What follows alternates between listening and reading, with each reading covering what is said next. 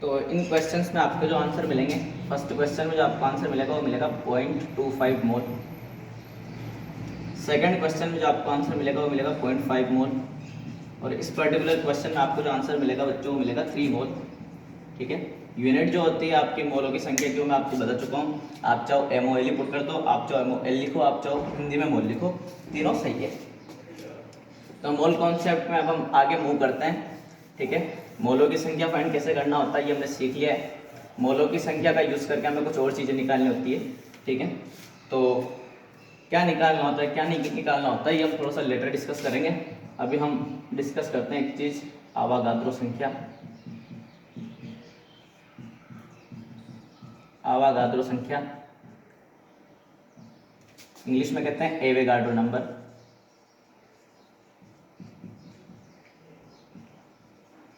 और इसे हम डिनोट करते हैं NA से। ठीक है, कैपिटल N और A जो यहाँ पे सिंपल सी चीज़ है कि एवोगाड्रो को शो कर रहा है, यहाँ पे जो A लगा हुआ है। ठीक है, तो एवोगाड्रो जो है भाई साहब साइंटिस्ट है हमारे एक, इन भाई साहब का ये कहना है कि कोई भी पदार्थ, कोई भी आयन, कोई भी अणु या कोई भी परमाणु जब उसका हम 1 मोल लेते हैं तो उसके 1 मोल में, जिस भी पदार्थ का हमने 1 मोल लिया है उसके 1 मोल में उस पदार्थ के 6.023 इंटू 10⁻23 कण होते हैं। क्या होते हैं भाई? कण होते हैं। अब एक न्यू वर्ड आया हमारे लिए, कण। तो अभी मैं आपको डिस्कस करूंगा कि कण क्या होता है, अभी आपको मैं समझाऊंगा इस चीज़ को। ठीक है, तो इससे पहले मैं आपको एक चीज़ बता दूं कि बहुत सारे बुक्स में क्या होता है 6.023 की जगह में 6.022 दिया होता है। ठीक है, लेकिन मैं यहाँ पे 6.023 आपको बताया। अगर आप 6.022 भी लिखते हो तो भी गलत नहीं है। 23 लिखने का फायदा है कि यहाँ पे 23 आ रहा है और 10⁻23 है, तो ये थोड़ा गलती होने के चांसेस कम हो जाते हैं आपके। ठीक है, यहाँ पे अगर आपको 6.022 भी मिल जाता है तो भी आपका सही है और आप लिखते हो तो भी सही है।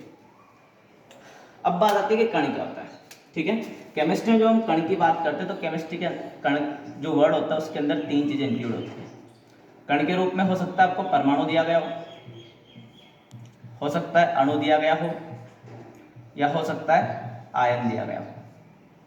ठीक है, जो आपका कण है वो हो सकता है अणु के रूप में हो, वो कण हो सकता है परमाणु के रूप में हो, या वो कण हो सकता है आयन के रूप में हो। जैसे कि मैंने आपसे कहा कि मेरे पास सोडियम है, ठीक है, तो या मैंने आपसे कहा हाइड्रोजन है, तो आप क्या कहोगे इन दोनों केस में कि जो भी पदार्थ हमने लिया वो एक परमाणु है, या इसका जो कण होगा वो परमाणु के रूप में होगा, क्योंकि सोडियम और हाइड्रोजन आप जानते हो परमाणु। दूसरी चीज मैंने आपसे कहा कि मैंने H2 लिया है एक मोल, तो आप कहेंगे इस केस में कि हमारा जो H2 का जो कण है वो अणु के रूप में, ये कण किस रूप में होगा, H2 का जो कण होगा किस रूप में होगा, अणु के रूप में होगा। लेकिन अगर मैं आपसे कहता हूं कि मैंने Na+ 1 मोल Na+ लिया है, तो फिर यहाँ हम न तो इसको अणु कहेंगे और ना ही इसको परमाणु कहेंगे। यहाँ हम इसके लिए एक नया वर्ड इंट्रोड्यूस करते हैं जिस वर्ड का नाम क्या होता है, आयन। जाहिर सी बात है आप जानते हो Cl- ले लिया, ये भी क्या है, आयन है। ठीक है, तो कण 3 रूपों में प्रेजेंट हो सकता है। आपका कण हो सकता है परमाणु के रूप में, आपका कण हो सकता है अणु के रूप में, और आपका कण हो सकता है आयन के रूप में।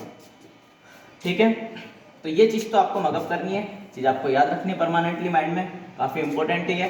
ठीक है, इससे रिलेटेड क्वेश्चंस में मैं आपको सिखाता हूँ। ठीक है, तो पहले तो इस वर्ड का जो हमने बॉक्स के अंदर जो चीज लिखी है उसका मतलब हम समझते हैं। जैसे मान लो मैंने आपसे कहा कि मेरे पास 1 मोल सोडियम परमाणु है, मैंने कहा आपसे कि मेरे पास 1 मोल सोडियम परमाणु है, तो इस लाइन का जो डायरेक्ट मतलब है वो ये मतलब है कि मेरे पास 6.023 इंटू 10⁻23 कण, मतलब इस केस में कण का मतलब है परमाणु। कहने का मतलब अगर मैं आपसे कहता हूं कि मेरे पास 1 मोल सोडियम परमाणु है, तो उसका डायरेक्ट मीनिंग ये है कि मेरे पास 6.023 इंटू 10⁻23 सोडियम परमाणु है। बात क्लियर हुई? अगर मैं आपसे कहता हूं कि मेरे पास 1 मोल हाइड्रोजन अणु है, H2 एक अणु है। ठीक है, H2 हो गया, कोई भी ले सकते हो आप अणु, CO2 ले लिया मैंने, CO2 क्या है, अणु है। मैं आपसे कहूं कि मेरे पास 1 मोल CO2 अणु है, तो इसका डायरेक्ट मीनिंग क्या होगा कि मेरे पास 6.023 इंटू 10⁻23 कण। अब यहाँ कण के रूप में क्या है, अणु है, तो मैं कहूंगा कि मेरे पास 6.023 इंटू 10⁻23 CO2 के अणु है, ये मतलब। अगर मैं आपसे कहता हूं कि मेरे पास 1 मोल Na+ है, तो इसका ये मतलब हुआ कि मेरे पास 6.023 इंटू 10⁻23 Na+ के आयन है। समझ में आती है? तो 1 मोल किसी भी चीज का 1 mole is directly equal to 6.023 into 10⁻23 particles या कण।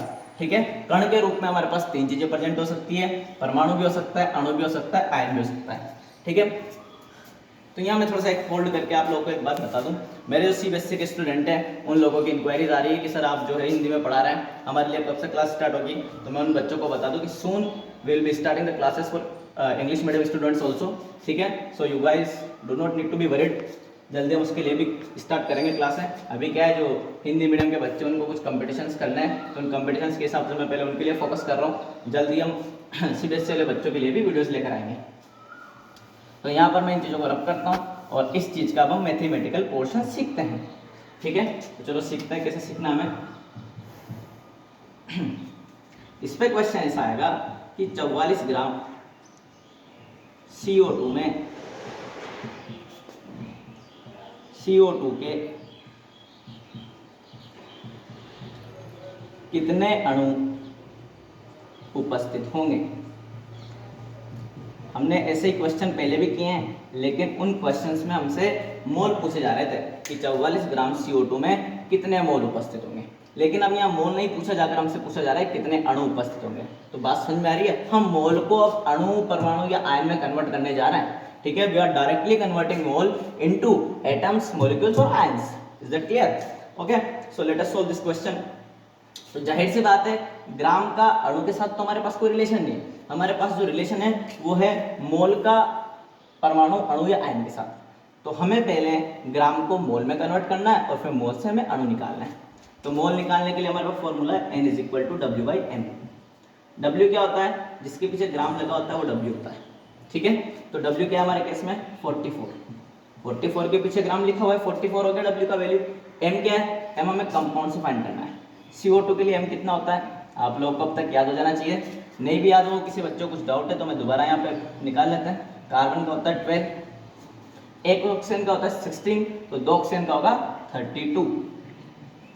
तो 44 U आ गया आपका। M किसके लिए, CO2 के लिए। यहाँ पे CO2 है हमारे पास, तो 44 से डिवाइड कर दिया और रिजल्ट आ गया 1 मोल। यानी 44 ग्राम CO2 में 1 मोल है, और हम जानते हैं 1 मोल में कितने अणु होते हैं।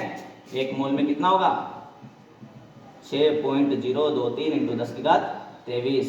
अब बात आती है कि हम यूनिट क्या लगाएं। यूनिट हमें कभी नहीं लगाना है। यूनिट जो लगेगी वो या परमाणु लगेगी, या अणु लगेगी, या आयन लगेगी। ठीक है, वैसे तो इस क्वेश्चन में हमसे डायरेक्टली पूछा ही अणु, लेकिन यह अणु वर्ड नहीं होता, तब भी हमें पता होना चाहिए कि CO2 एक अणु होता है, और अणु के लिए तो यूनिट अणु लगानी है। ठीक है, काफी कॉमन चीज है, आपने जूनियर क्लासेस में पढ़ी होगी, 9th 10th में आपने चीज पढ़ी होगी, अणु क्या होता है, परमाणु क्या होता है, आयन क्या होता है। तो इस टाइप से आपको क्वेश्चंस दिए होंगे जिनमें आपको अणु फाइंड करने होंगे, अणु की संख्या फाइंड करनी होगी। मैं आपको डायरेक्ट एक ट्रिक सिखा दूंगा कैसे आपको इसको सोल्व करना है, लेकिन पहले हम इसको पूरा डिटेल में पढ़ेंगे। ठीक है, तो अगला क्वेश्चन हम लेते हैं, इसको मिटा देते हैं। तो अगला क्वेश्चन जो है सिंपल है, आपको कुछ नहीं करना है, पहले मोल निकाल लेना है। जितने भी मोल हैं मोल को मल्टीप्लाई कर देना है आपको इस क्वांटिटी से। ठीक है, अगर मोल परमाणु के पूछे गए तो इकाई लगा देनी है परमाणु, मोल अणु के पूछे गए तो इकाई लगा देनी है अणु, और अगर मोल आयन के पूछे गए तो इकाई लगा देनी है आयन। ठीक है, तो मैं आपके सामने एक क्वेश्चन लेता हूँ अभी। 64 ग्राम ऑक्सीजन O2। अब भी देखो इस चीज को समझो, यहाँ पे O2 लगा हुआ है, यानी 2 ऑक्सीजन के परमाणु मिले हैं। तो 2 ऑक्सीजन के परमाणु मिलकर एक ऑक्सीजन का अणु बनाते हैं। तो 64 ग्राम यानी 64 ग्राम O2 में O2 के अणुओं की संख्या क्या होगी।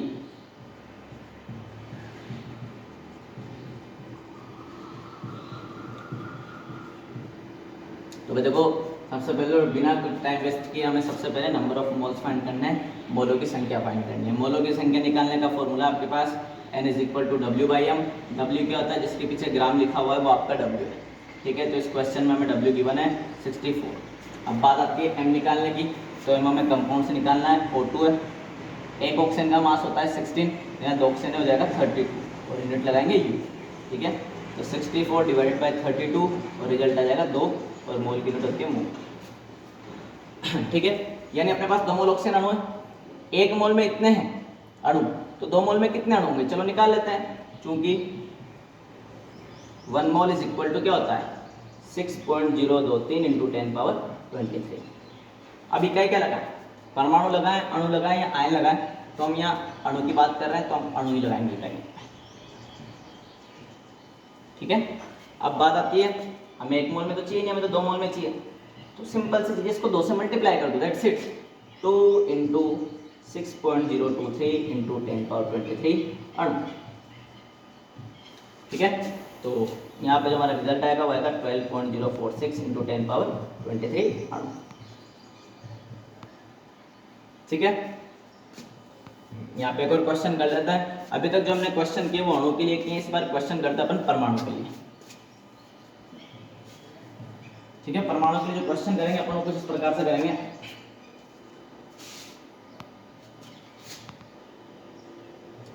तीन ग्राम हाइड्रोजन में हाइड्रोजन परमाणुओं की संख्या क्या होगी?